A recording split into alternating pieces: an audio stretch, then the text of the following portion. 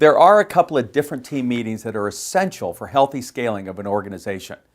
But one of them is by far the most important, and that's the Daily Huddle.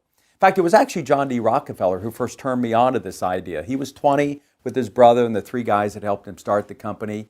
And they would walk to work together in the morning and at the end of the day walk home. And they realized that almost all the important decisions got made during those daily walks, not during the other 18 hours. And so when he moved to Standard Oil to New York City, even though the inner circle changed, he continued this daily huddle.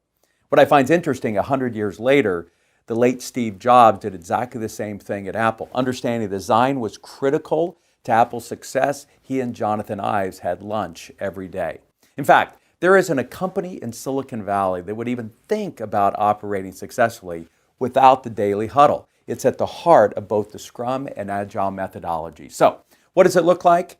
Well, we see three major agenda items accomplished in roughly 10 to 15 minutes. First, what are we up to over the next 24 hours? That way we can avoid minor train wrecks and maybe take advantage of some synergies. Number two, there should be some KPIs associated with your accomplishment, percent complete, dollars spent, so that we have a good sense of what the numbers are. And if I'm seeing every day, I'm going to see those patterns and trends much quicker. And then number three, the most important agenda item are what are the stucks? What are the constraints? What's going to keep me from being effective over the next 24 hours? And at the heart of this meeting success is understanding that if you want to move faster, you need to pulse faster and communicate much more frequently. Now, what is the main reason the Daily Huddle fails? In one word, generalities.